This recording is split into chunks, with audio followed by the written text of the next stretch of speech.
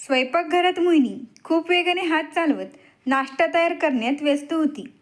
पराठ्यांचा सुगंध संपूर्ण घरात दरवळत होता. तेवढ्यात तिचे पती राकेशने रागात तिला हाक मारली. मोहिनी, कुठे मेलीस? लवकर इकडे ये. तो आवाज ऐकून मोहिनी थरथर कापू लागली. तिने पटकन गॅस बंद केला आणि ती साडीच्या पत्र्याला हात पुसून बेडरूमकडे धावली. ती बेडरूममध्ये पोचण्याआधी तो पुन्हा ओरडला. मोहिनी, तुला एकदा आवाज दिलेला ऐकू येत नाही का? हो, आले. काय झालं? मी तुला किती वेळा सांगितलं आहे की माझ्या पहिल्या आवाजात माझ्यासमोर हजर व्हायचे. असं म्हणत राकेशने त्याचा शर्ट उचलून मोहिनीच्या दिशेने फेकला आणि म्हणाला, आज हा शर्ट घालून मला ऑफिसला जायचे आहे. नीट इस्त्री कर. त्यानंतर तो आंघोळीसाठी बाथरूममध्ये गेला. मोहिनी पटकन राकेशचा शर्ट उचलून इस्त्री करू लागली. तेवढ्यात बाथरूममधून पुन्हा राकेशचा आवाज आला. मोहिनी, तू माझा टॉवेल बाथरूममध्ये का ठेवला नाहीस? टॉवेल घेऊन लवकर ये, मला उशीर होतोय. घाईघाईत मोहिनी पटकन टॉवेल द्यायला बाथरूमच्या दारापाशी गेली. राकेशने रागात तिच्याकडून टॉवेल हिसकावून घेतला आणि म्हणाला, तुला प्रत्येक वेळी याची आठवण करून द्यायची का? राकेशच्या प्रश्नाला तिने काहीच उत्तर दिले नाही आणि ती शर्ट इस्त्री करण्यासाठी जाऊ लागली. तेव्हा तिचा पाय बेडच्या कोपऱ्यावर आदळला. वेदनेने तिचा चेहरा पांढरा फट झाला. लागलेल्या ठिकाणी ती हाताने चोळू लागली. मग अचानक तिची नजर शर्टवर पडली. शर्टचा काही भाग जळाला होता. अरे देवा, आता काय होणार? ती भीतीने थरथर कापू लागली. तितक्यात बाथरूमचा दरवाजा उघडल्याचा आवाज आला. राकेशने बाथरूमच्या दरवाजापासूनच मोहिनीला विचारलं, माझा शर्ट तयार आहे का? पण मोहिनी काही बोलू शकली नाही. बेडवर जळलेला शर्ट पाहतात राकेशचे डोळे रागाने लाल झाले. अगं मोहिनी, तू हे काय केलंस? हा माझा फेवरेट शर्ट होता आणि आज माझ्या ऑफिसमध्ये मीटिंग आहे. आता मी तिथे काय घालून जाऊ? सॉरी, ते माझ्याकडून चुकून. मोहिनीने अर्धवट स्पष्टीकरण देण्याचा प्रयत्न केला. त्यामुळे राकेश आणखीनच चिडला आणि म्हणाला, तुला एकही काम नीट करता येत नाही. तेवढ्यात राकेशची मोठी बहिणी अर्चना तिथे आली. तिच्या चालण्यात एक विचित्र मादकता होती. अहो भाऊजी, एवढ्या छोट्या गोष्टीवर एवढे का रागवलात? अहो, फक्त एकच तर शर्ट जळाला आहे ना. तुम्हाला तर माहीत आहे की ही बिचारी कुठलेच काम कधीच नीट करत नाही. थांबा, मी तुमच्या भावाचा शर्ट घेऊन येते. तो शर्ट घालून तुम्ही ऑफिसला जाऊ शकता.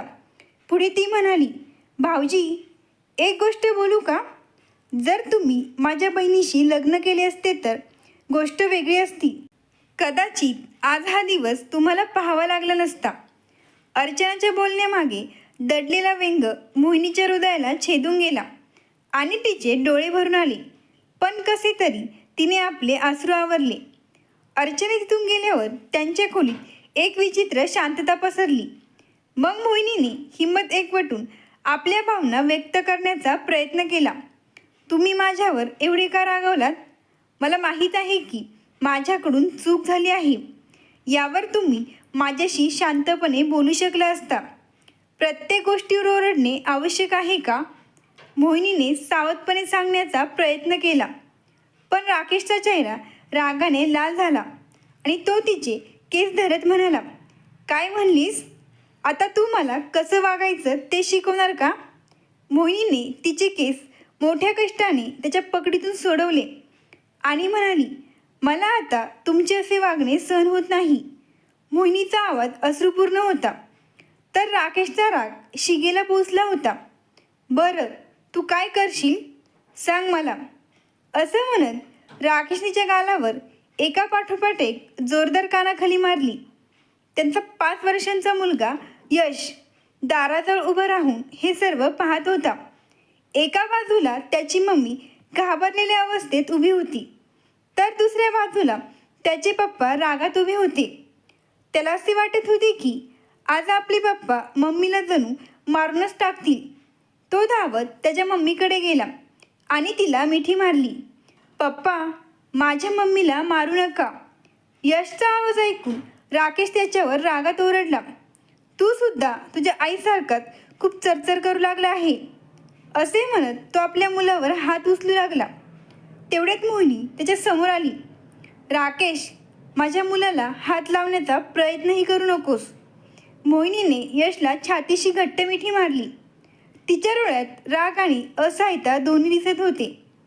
त्यानंतर राकेशने रागाच्या भरात मोहिनीला शिवीगाळ करण्यास सुरुवात केली. काही वेळाने त्याने कपाटातील दुसरा शर्ट घातला आणि तो रागात आपली बॅग उचलून घराबाहेर निघून गेला. दार जोरात बंद होण्याच्या आवाजाने घरात एक विचित्र शांतता पसरली होती. मोहिनीने गुडघ्यावर बसून यशला मिठी मारली आणि ती ढसाढसा रडू लागली. मम्मी, पप्पा तुझ्यावर इतके का रागवले आहेत? मोहिनीकडे त्याच्या प्रश्नाचं उत्तर नव्हतं. दोघेही एकमेकांना चिटकून बसले होते. बराच वेळ होऊनही मोहिनीच्या डोळ्यातील अश्रू थांबण्याचे नाव घेत नव्हते. त्यामुळे भूतकाळातील आठवणी तिच्या डोळ्यांसमोर तरळू लागल्या. मोहिनी एक सरळ, साधी आणि सामान्य कुटुंबातील सुसंस्कृत मुलगी होती. शिक्षण पूर्ण होताच ती एका कॉलेजमध्ये लेक्चरर झाली. चांगला मुलगा पाहून लवकरच तिचे लग्न करून टाकावे असे तिच्या वडिलांना वाटत होते. तर राकेश हा राधेश्यामजींचा धाकटा मुलगा होता. राधेश्यामजींची तब्येत ठीक नव्हती. आपण जिवंत असतानाच आपल्या धाकट्या मुलाचे लग्न व्हावे अशी त्यांची इच्छा होती. राधेश्यामजी आणि मोहिनीचे वडील सुरेशजी हे एकमेकांना चांगले ओळखत होते. एकदा राधेश्यामजी सुरेशजींच्या घरी आले आणि त्यांनी तिथे मोहिनीला पाहिलं. मोहिनी शिकलेली तर होतीच आणि घरच्या कामातही खूप चपळ व हुशार होती. राधेश्यामजी तिची शालीनता आणि वागणूक पाहून इतके प्रभावित झाले की त्यांनी त्यांचा मुलगा राकेशसाठी सुरेशजींकडे मोहिनीचा हात मागितला. पण प्रकरण इतके साधे नव्हते.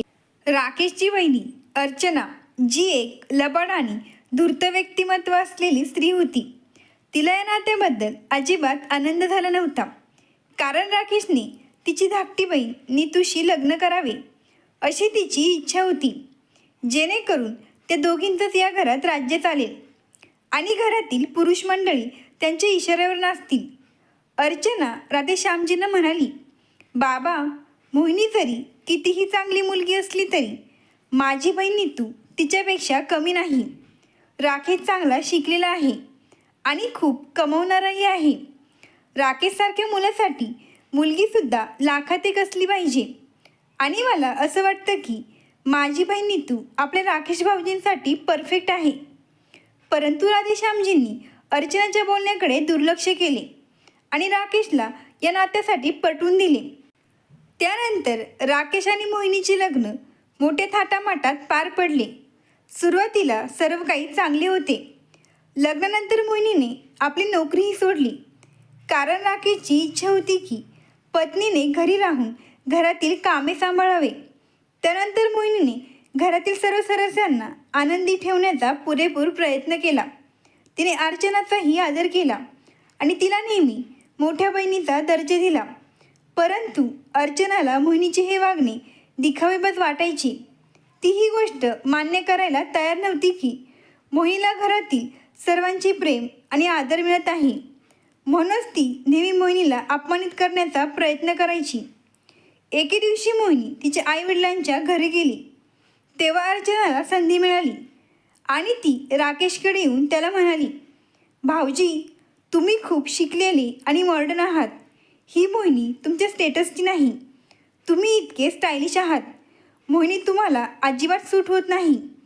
आत्ताच ती 4 लेकरांची आई वाटत आहे आणि तुम्ही इतके हँडसम आहात. पण आता यात कोण काय करणार? तेव्हा राकेश काही बोलला नाही. परंतु आपल्या वहिनीचे शब्द सतत त्याच्या डोक्यात फिरू लागले आणि हळूहळू राकेशचे वागणे आपल्या पत्नीशी कठोर होऊ लागले. सतत तिला टोमणे मारणे आणि कधीकधी लहानसहान चुकांवरून तिच्यावर हात उचलणे, या गोष्टी तर त्याच्यासाठी सामान्य झाल्या होत्या. याबाबत जेव्हा मोहिनी आपल्या सासूशी बोलली तेव्हा त्यांच्याकडून मिळालेले उत्तर ऐकून तिलाही आश्चर्याचा धक्का बसला. मोहिनी, पती पत्नीमध्ये अशा लहानसहान गोष्टी होत राहतात आणि आपल्या सासू सासऱ्यांना सांगून या गोष्टींना जास्त मोठं करण्याची काही गरज नाही.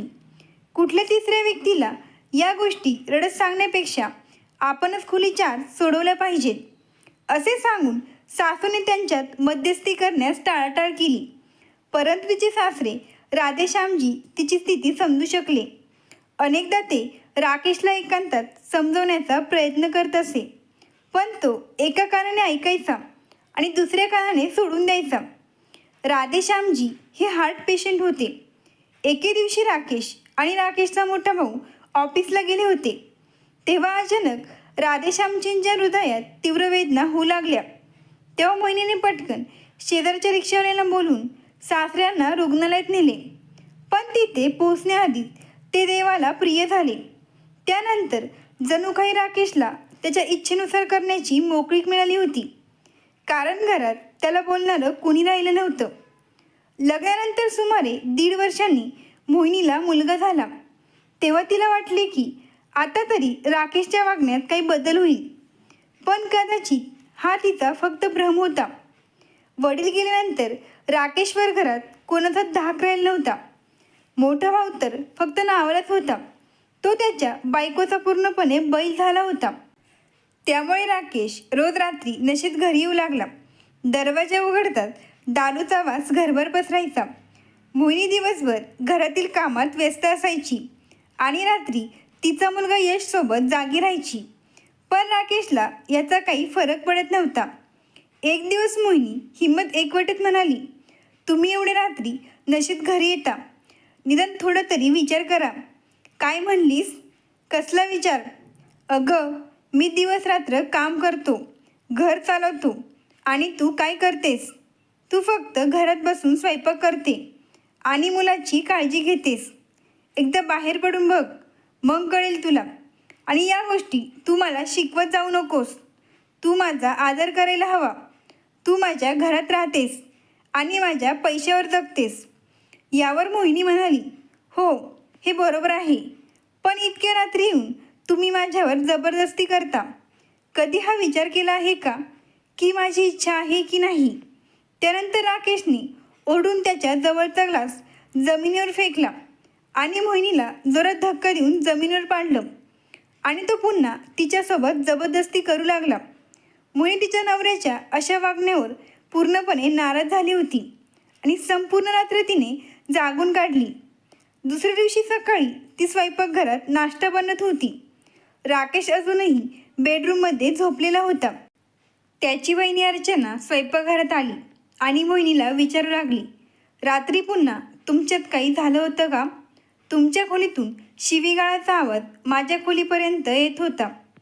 तिच्या या प्रश्नाला मोहिनीने काहीच उत्तर दिले नाही आणि ती मान खाली घालून तिचं काम करत राहिली. अर्चना तिला म्हणाली, मी आधीच सांगितले होते की तू या घराच्या लायक नाहीस. ना तुला तुझा नवरा सांभाळता येत आहे, ना घर. तुझ्यामुळेच राकेश भाऊजी दारू पित आहे.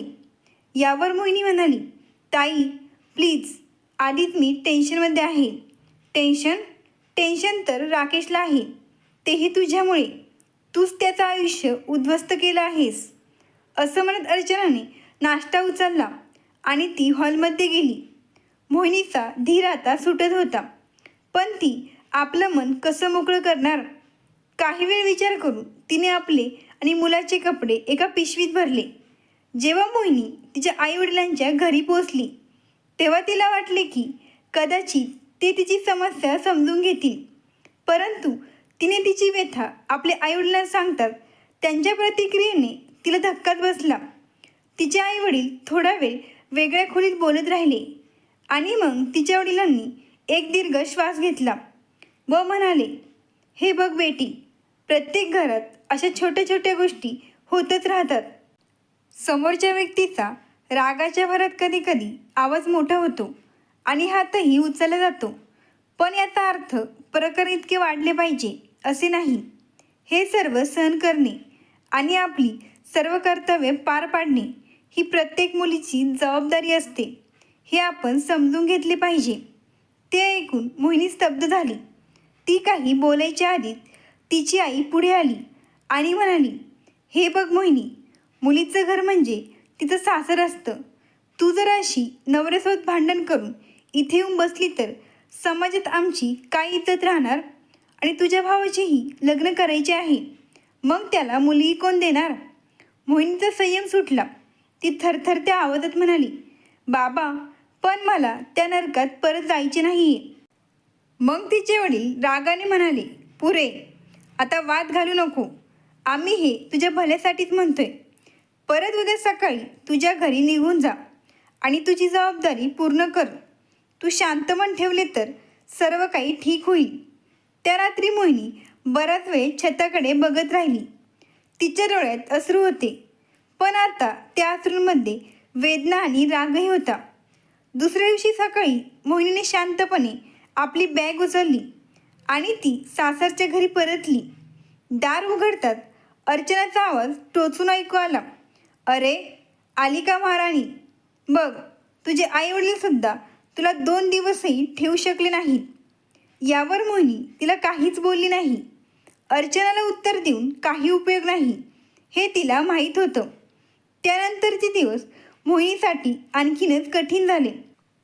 आता राकेश आणि अर्चनालाही समजले होते की मोहिनीला तिच्या आईवडिलांच्या घरातून कोणताच आधार मिळणार नाही. त्यामुळे राकेशची वृत्ती अधिक कठोर झाली. रोज रात्री दारू पिऊन येणे ही तर त्याची सवय झाली होती. पण मुद्दाम तो मोहिनीला सर्वांसमोर शिवीगाळ करून तिचा आणखीन अपमान करू लागला होता. एके दिवशी यश आजारी पडला. तापाने फणफणलेल्या आपल्या मुलासोबत मोहिनी रात्रभर जागी राहिली. तिने राकेशला कितीतरी वेळा उठवण्याचा प्रयत्न केला, पण तो चिडून म्हणाला, मला झोपू दे, मी दिवसभर थकून येत असतो आणि हे सर्व तुझे काम आहे, माझे नाही. दुसऱ्या दिवशी सकाळी जेव्हा मोहिनी मुलाला डॉक्टरांकडे घेऊन जाण्याचं बोलली, तेव्हा राकेशने सडेतोड उत्तर दिले आणि सांगितले, तुम्हाला डॉक्टरांकडे जायचे असेल तर ऑटो करून जा, माझ्याकडे वेळ नाही. राकेशच्या या शब्दांनी मोहिनीचं मन दुखावलं होतं. ती विचार करत होती की राकेश माझ्यावर तर अजिबात प्रेम करत नाही, पण कमीत कमी त्याने आपल्या मुलावर तरी प्रेम करायला हवं. ती यशला डॉक्टरांकडे घेऊन गेली आणि त्याच्यावर उपचार केले. आता तिने हे आयुष्य तिचं नशीब म्हणून स्वीकारलं होतं आणि पुढे वेळ असाच जाऊ लागला. भूतकाळातील या गोष्टींमुळे पुन्हा तिच्या डोळ्यात पाणी आलं. मात्र आज जेव्हा राकेशने आपलं शर्ट जाळण्याच्या मुद्द्यावरून निर्दयीपणा केला आणि मोहिनीला ज्या पद्धतीने मारहाण केली ते पाहून त्यांचा मुलगा यश घाबरला होता. मम्मीला चिकटून राहून तो भीतीने थरथरत होता. यशची अवस्था पाहून मोहिनीला प्रश्न पडू लागला की या नरकसदृश्य जीवनातून स्वतःची आणि आपल्या मुलाची मुक्तता कशी करायची. काही वेळाने तिने तिचा फोन उचलला आणि कॉलेज फ्रेंड्स व्हॉट्सअप ग्रुपवर होणारे संवाद वाचायला सुरुवात केली. तिच्या कॉलेजच्या मैत्रिणी दरवर्षी गेट टुगेदर आयोजित करत असत. आजही त्याच विषयावर ग्रुपवर सर्वांची चर्चा चालू होती. ती नेहमी त्या गेट टुगेदरला जाण्याचा विचार करत असे, पण राकेशच्या भीतीने ती प्रत्येक वेळी नकार देत असे. मात्र यावेळी तिने स्वतःला थांबवण्याचा प्रयत्न केला नाही. 2 दिवस गेले. आज गेट टुगेदरचा दिवस होता. राकेश ऑफिसला गेल्यावर मोहिनी तयार झाली आणि यशला सोबत घेऊन घराबाहेर पडली. तिथे पोहोचून तिच्या मैत्रिणीला भेटल्यावर अनेक वर्षांनी तिच्या चेहऱ्यावर पुन्हा हसू उमटले. तिची जिवलग मैत्रीण पायल तिला भेटली तेव्हा ती लगेच म्हणाली, मोहिनी, तू तुझी अवस्था अशी काय करून ठेवली आहेस? तुला काय झाले आहे?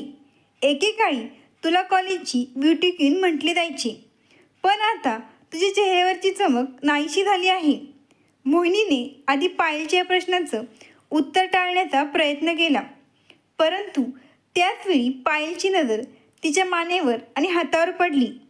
मोहिनी, तुझ्या शरीरावर हे कसले वन आहेत? पायलने असे विचारल्यावर मोहिनी पुढे काहीच बोलू शकली नाही. मग पायलने तिला आपल्या जवळ घेतले आणि म्हणाली, मोहिनी, हे बघ, तू माझी जिवलग मैत्रीण आहेस. तुला बघितलं तेव्हाच मी ओळखून गेले होते, पण प्रकरण काय आहे हे मला तुझ्या तोंडून ऐकायचं आहे. तेव्हा मोहिनीच्या डोळ्यात पाणी आले. तिने आपली संपूर्ण कहाणी पायलला सांगितली. गेली अनेक वर्ष ती कशी राकेशचे अत्याचार सहन करत आहे हे ऐकून पायलच्याही डोळ्यात पाणी आले. काही वेळ ती काहीच बोलू शकली नाही. मग ती रडलेल्या स्वरात म्हणाली, मोहिनी, तुला असं वाटत नाही का की तू तुझ्यासोबत तुझ्या मुलाचे हे आयुष्य खराब करत आहेस? तुझी सर्वात मोठी चूक ही होती की तू तुझ्या हिटलर नवऱ्याच्या आदेशाचे पालन केलेस आणि तुझी नोकरी सोडलीस. अगं, तू आजच्या जमान्यातील मुलगी आहेस. तू शिकलेली आणि हुशार आहेस. मग तुला एवढं अन्याय सहन करायची काय गरज आहे? पायलचे बोलणे ऐकून मोहिनी गप्प बसली, पण तिचा प्रत्येक शब्द थेट तिच्या मनाला दुखत होता. बाकी सगळे गेट टुगेदर एन्जॉय करत असताना पायल आणि मोहिनी आपापल्या बोलण्यात मग्न होत्या. घरी परतत असताना पायलने तिला आपल्या गाडीवर तिच्या घरी सोडले. पण जाता जाता पायलने तिला सांगितले, जर तुला माझी काही गरज लागलीस तर तू माझ्याकडे बिनधास्त येऊ शकतेस किंवा मला फोन करू शकतेस. घरी परतत असताना मोहिनीच्या मनात काहीशी खळबळ उडाली होती. घरी पोचल्यावर राकेश अजून घरी आला नाही हे पाहून तिने सुटकेचा निश्वास सोडला. दुसऱ्या दिवशी सकाळी यशला शाळेत पाठवल्यानंतर मोहिनी राकेशसाठी नाश्ता बनवू लागली. राकेश खोलीतून बाहेर पडून नाश्ता करणार होता. तेवढ्यात अचानक अर्चना त्यांच्या खोलीत आली आणि राकेशला म्हणाली, भाऊजी, तुमच्या बायकोला जरा ताब्यात ठेवा. काल दिवसभर महाराणी गायब होती. मला तर काहीच समजलं नाही ती कुठे गेली होती. माहीत नाही ती कुठे फिरत होती. तिच्यामुळे घरातील सर्व काम मलाच करावी लागली. इतकीसुद्धा सूट चांगली नाही. पण भाऊजी, तुम्ही तिच्यावर रागवू नका. मी तर फक्त तुम्हाला सांगत होते की तुम्ही घरी नसताना तुमच्या मागे काय काय होत आहे. हे ऐकून राकेश रागाने लाल झाला आणि वेगाने तो मोहिनीकडे गेला. त्यावेळी मोहिनी किचनमध्ये चपात्या बनवत होती. राकेशने मागून तिचे केस पकडले आणि तिला किचनमधून ओढत ओढत त्यांच्या खोलीत नेले. तू मला न सांगता घराबाहेर गेली होतीस? तुझी हिंमत कशी झाली?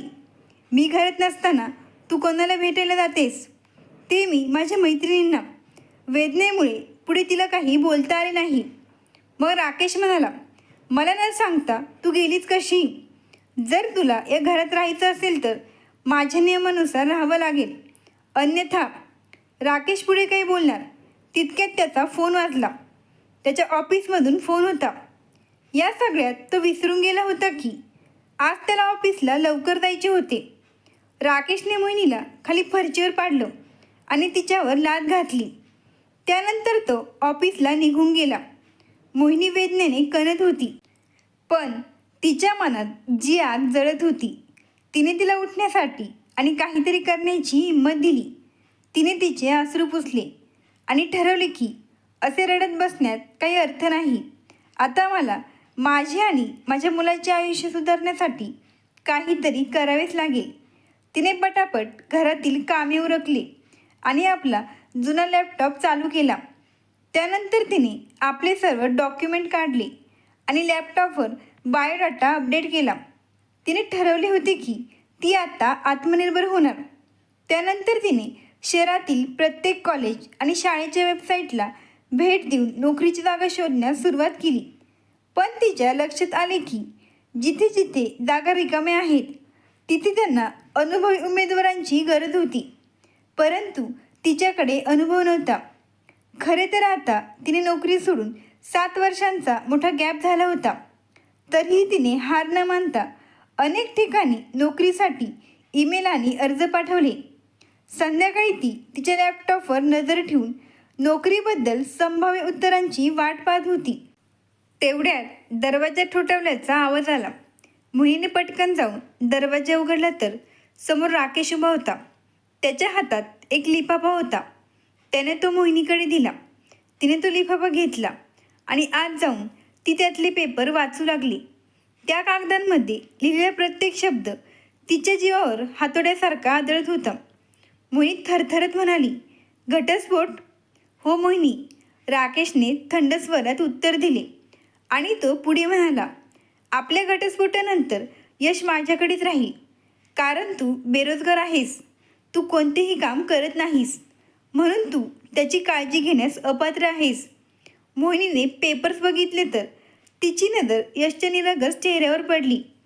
तिच्या डोळ्यात अश्रू तरळले. तिचे मन करत होते की खूप ढसढस रडावं, पण तिने स्वतःला कमकुवत होऊ दिले नाही. आणि ती विचार करू लागली की आज जर हरले तर यशचे भविष्य उद्ध्वस्त होईल. नाही, काहीतरी करावे लागेल. तिने धीर धरला आणि रात्रभर विचार केला की पुढे काय करायचे. दुसऱ्या दिवशी सकाळी तिने पायलला फोन केला. पायल, मी आता या घरात राहू शकत नाही. मोहिनीचा आवाज थरथरत होता. काय झालं मोहिनी? पायलच्या आवाजात काळजी दिसत होती. पायल, राकेश मला घटस्फोट देण्याचा विचार करत आहे आणि तो यशलाही माझ्यापासून दूर करण्याचा प्रयत्न करत आहे. मी माझ्या मुलापासून वेगळं राहू शकणार नाही. मला तुझी मदत हवी आहे. प्लीज माझ्यासाठी एक घर शोध, छोटंसं घर. तर पायलने लगेच उत्तर दिलं, तुला भाड्याने राहण्याची काय गरज आहे? तू माझ्यासोबत आमच्या घरात राहू शकतेस. नाही पायल, आधीच माझ्या घरातले लोक माझ्यावर संशय घेत आहेत. मी तुमच्या घरी आले तर ते माझ्या विरोधात कोर्टात माझ्या चारित्र्याला बदनाम करतील. काही हरकत नाही मोहिनी, मी तुझ्यासाठी भाड्याने घर शोधून देईन. तू कसलीच काळजी करू नकोस. हीच वेळ आहे तुला स्वतःला सिद्ध करून दाखवण्याची आणि मी नेहमी तुझ्यासोबत आहे. पायलला त्याच दिवशी तिच्या घराजवळ एक छोटंसं घर दिसलं. मोहिनीने तिचे आणि तिच्या मुलाचे कपडे पॅक करून यशला तयार केले. तिने जमवलेले काही पैसे आपल्या बॅगेत ठेवले आणि संधी साधून ती शांतपणे घरातून बाहेर पडली. जेव्हा राकेश संध्याकाळी घरी परतला तेव्हा नेहमीप्रमाणे त्याने मोहिनीला हाक मारली. मोहिनी, लवकर पाणी घेऊन ये. पण घरात शांतता होती. किचनमध्ये डोकावून पाहिले तर तिथे कोणीच नव्हते. त्याने यशच्या खोलीत डोकावले. तीही रिकामी होती. मग तो पुन्हा हॉलमध्ये आला तेव्हा त्याची नजर टेबलवर ठेवलेल्या एका लिफाफ्यावर पडली. त्याने तो लिफाफा उघडला आणि त्यातून एक चिठ्ठी बाहेर काढली. त्यात लिहिले होते, राकेश, मी तुझ्याबरोबर इतकी वर्षे घालवली. तुझी प्रत्येक टोमणे, प्रत्येक वेदना सहन केली. पण आता मला ते सहन होत नाही. तू मला नेहमीच कमकुवत समजत होतास. परंतु आता मी माझ्या मुलासोबत नवीन आयुष्य सुरू करणार आहे. तुला जे करायचं आहे ते तू करू शकतोस. पण आता मी तुझ्यासोबत इथे राहू शकत नाही. चिठ्ठी वाचून त्याचे शरीर पूर्णपणे सुन्न पडले होते. तो सोफ्यावर बसला. खरं तर त्याने मोहिनीला धमकवण्यासाठी ते घटस्फोटाचे पेपर तयार केले होते, पण त्याचा डाव त्याच्यावरच उलटला. त्यानंतर तो बराच वेळ या विचारात मग्न राहिला होता. घरातील सर्व लोक जेवण करून झोपले होते.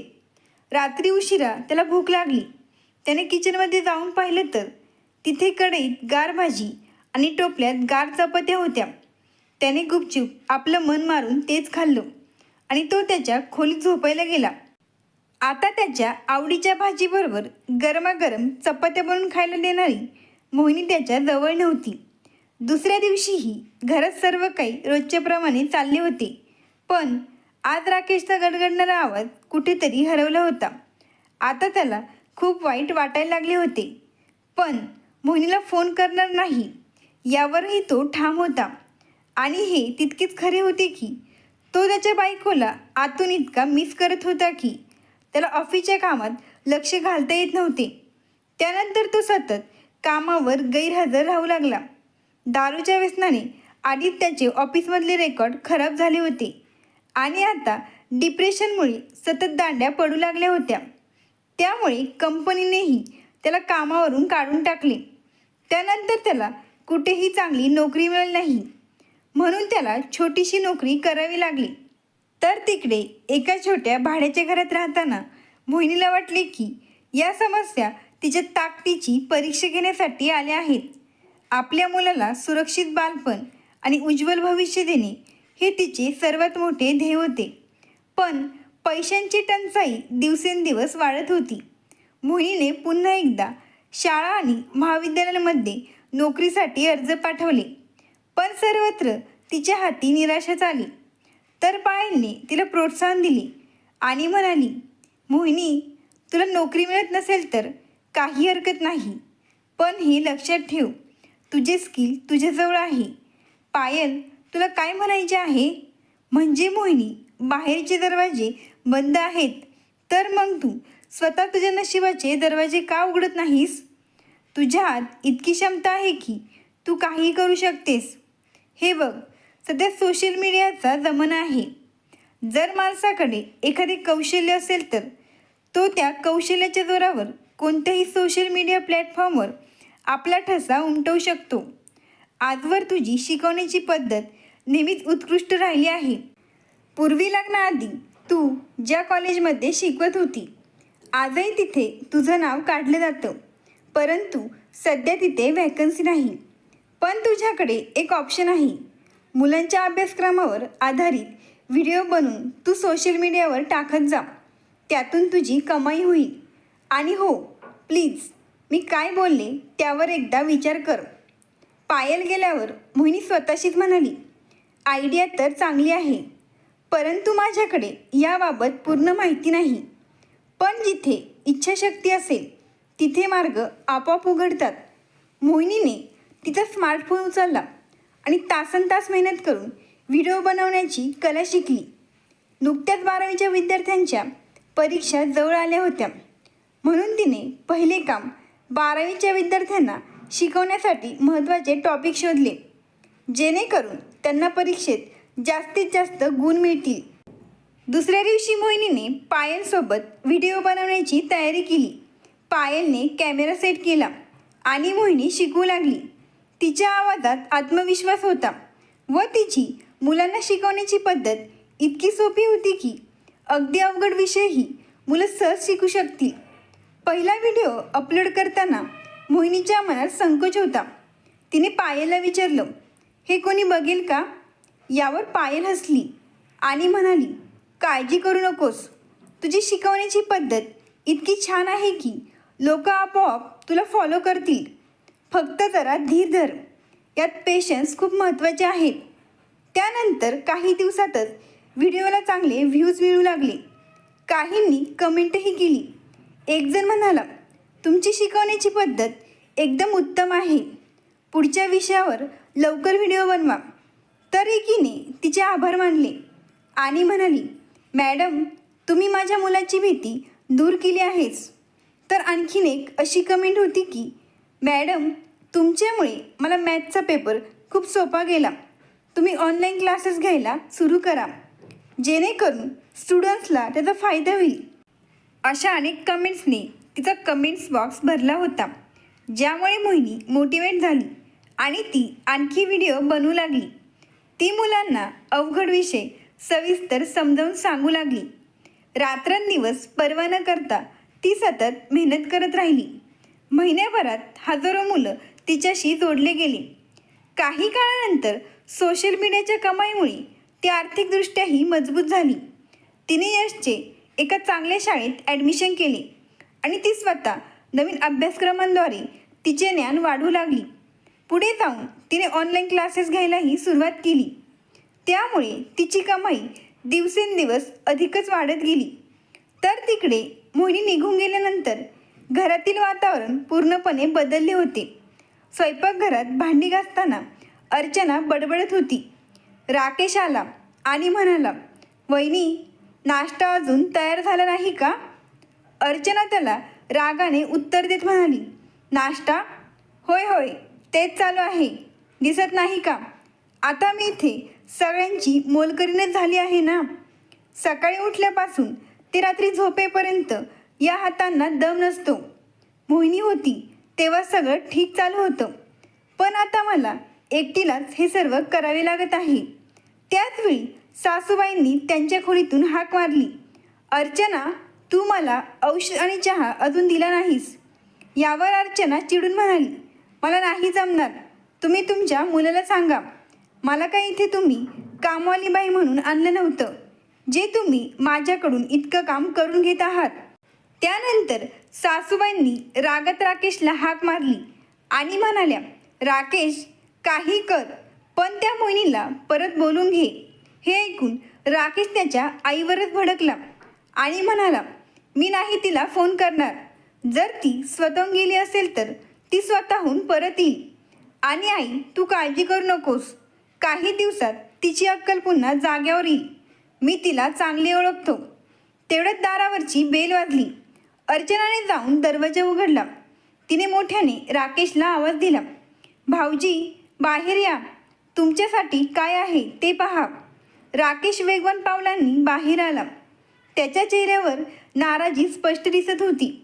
मग अर्चनाने त्याला एक लिफाफा दिला आणि म्हणाली, हे घटस्फोटाचे पेपर आहेत. तुमच्या बायकोने सही करून पाठवले आहेत. पुढे अर्चना धारदार आवाजात म्हणाली, आता तुमच्या कृत्याचा परिणाम भोगा. घटस्फोटाचे पेपर बघतात जणू राकेशच्या पायाखालची जमीनच सरकली होती. मोहिनीने एवढं मोठं पाऊल उचललं यावर त्याचा विश्वासच बसत नव्हता. पुढे प्रकरण कोर्टात गेलो. पहिल्या सुनावणीत मोहिनीने जज साहेबांना सांगितले की तिला या लोकांकडून मानसिक आणि शारीरिक छळाचा सामना करावा लागला. राकेशच्या वकिलाने मोहिनीवर शब्दांनी प्रहार करत म्हटलं, मॅडम, तुम्ही लग्न झाल्यापासून या 7 वर्षात एकदाही तक्रार केली नाही. मग आता अचानक तुम्हाला या लोकांकडून त्रास कसा काय होऊ लागला? यावर मोहिनीने आत्मविश्वासाने उत्तर दिले, इतके दिवस मी माझा संसार वाचवण्यासाठी सर्व काही सहन केले, पण आता माझी सहनशक्ती संपली होती. त्यामुळेच मी हे पाऊल उचलण्यास भाग पडले गेले आणि माझे पती व सासरच्या मंडळींनीच मला हे पाऊल उचलण्यास मजबूर केले.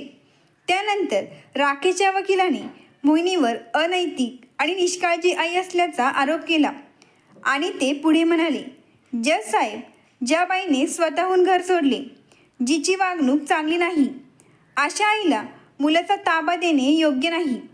पण मोहिनीने तिची भूमिका ठामपणे मांडली.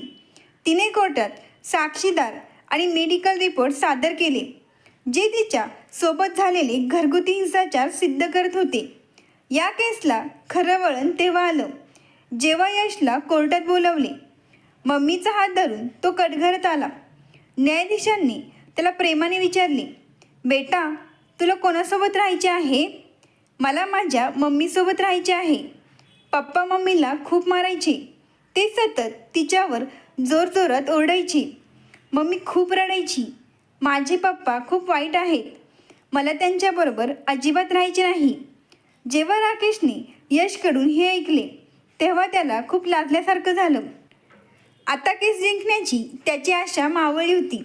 पुढील सुनावणीत निकाल लागणार होता. आता मोहिनीने स्वतःचा एक 1 BHK फ्लॅट हप्त्यांवर घेतला होता आणि ती तिचा मुलगा यशसोबत तिथे शिफ्ट झाली होती. खटल्याच्या अंतिम सुनावणीच्या 1 दिवस आधी मोहिनीला राकेशचा फोन आला. तिने फोन उचलला तेव्हा राकेशने तिला एकदा भेटायचे असल्याचे सांगितले, पण मोहिनीने स्पष्ट शब्दात त्याला नकार दिला. परंतु राकेशने तिला शेवटच्या वेळी भेटण्याची इच्छा व्यक्त केल्यावर तिने त्याला भेटण्यास होकार दिला. त्यानंतर सुमारे 15 मिनिटातच राकेश मोहिनीच्या घराबाहेर येऊन उभा थांबला. घराबाहेर एक नेमप्लेट होती ज्यावर मोहिनीचे नाव लिहिले होते. त्याने बेल वाजवल्यावर तिने दार उघडले आणि त्याला आत यायला सांगितले. आतील दृश्य पाहून राकेशला आश्चर्य वाटले. घर छोटं असलं तरी ते खूप छान पद्धतीने डेकोरेट केलं होतं. घरात सर्व प्रकारच्या सुविधा होत्या. मोहिनी राकेशला म्हणाली, तुला कशाबद्दल बोलायचं होतं? राकेशने आपला स्वर हलका करण्याचा प्रयत्न केला. मोहिनी, मला तुझ्याशी बोलायचे आहे. मला तुझा फक्त 5 मिनिटं वेळ हवा आहे. मला माझ्या चुकांची जाणीव झाली आहे. तू गेल्यानंतर मला समजलं की तू माझ्या आयुष्यात किती महत्त्वाची होतीस. तुझ्याशिवाय घर उद्ध्वस्त झाले. आई आजारी आहे आणि बहिणी रोज भांडण करतात. खरं सांगायचं म्हटलं तर कोर्टात यशने माझ्याबद्दल जे काही बोललं तेव्हापासून मी माझ्याच नजरेत स्वतःला तुच्छ मानू लागलो आहे. मोहिनी, मी तुझ्यासोबत खूप चुकीचा वागलो. यावर मोहिनी गंभीर स्वरात म्हणाली, अच्छा, आता तुझ्या आयुष्यात सर्व काही खराब चालले आहे, तर मग तुला माझी आणि यशची आठवण आली का? नाही मोहिनी, मला माझी चूक कळते. मला एवढीच म्हणायचे आहे की घटस्फोटाचा मुद्दा सोड. माझ्याबरोबर घरी परत चल. सर्व काही पुन्हा नव्याने सुरू करूया आणि यशबद्दलही विचार कर. त्यालाही त्याच्या वडिलांची गरज आहे. हो, तू बरोबर बोलत आहेस. यशला त्याच्या वडिलांची नक्कीच गरज आहे, पण असा बाप जो त्याचा आदर्श बनू शकेल. तुझ्यासारखा बाप जो आपल्या बायकोचा अपमान करत असेल, तिला धमकावत असेल, मारहाण करणारा असेल, तो त्याचा आदर्श कधीच होऊ शकत नाही. मोहिनी, मला माहीत आहे माझ्याकडून खूप चुका झाल्या आहेत, पण मी वचन देतो की तुम्ही लोकांनी मला आणखीन एक संधी दिली तर मी सर्व काही ठीक करीन. फक्त एकदा मला माफ कर. मोहिनीने कडवट स्वरात उत्तर दिले. संधी? राकेश, तुझ्यासाठी प्रत्येक दिवस ही एक संधी होती, परंतु त्या घरात जसं तू मला लाथांनी मारलं, तसं तू प्रत्येक वेळी त्या संधीला धुडकावून लावलं. पुढे मोहिनी कणखर आवाजात म्हणाली, माफीचा प्रश्न तेव्हा निर्माण होतो जेव्हा एखादी चूक नकळत झाली असेल, पण तुझी प्रत्येक चूक तू जाणून बुजून केली होतीस. राकेश, मी तुला माफ करू शकत नाही आणि खरं सांगू, आता माझ्या आयुष्यात तुझ्यासाठी काहीच जागा उरली नाही. तू माझ्या घरातून जाऊ शकतोस. राकेशने यशकडे एक शेवटची नजर टाकली आणि जड अंतकरणाने तो मोहिनीच्या घराबाहेर पडला. जेव्हा एखादी स्त्री तिच्या धैर्याने आणि स्वाभिमानाने पुढे जाते, तेव्हा ती केवळ तिची स्वतःचीच कथा बदलत नाही, तर जगासाठी एक उत्तम उदाहरण बनते. मोहिनीने हे सिद्ध केले होते की प्रत्येक व्यक्तीची स्वतःची काही ना काही कथा असते. मित्रांनो, जरी कथा आवडली असेल तर लगेच सबस्क्राईब करा. धन्यवाद. आभारी आहोत.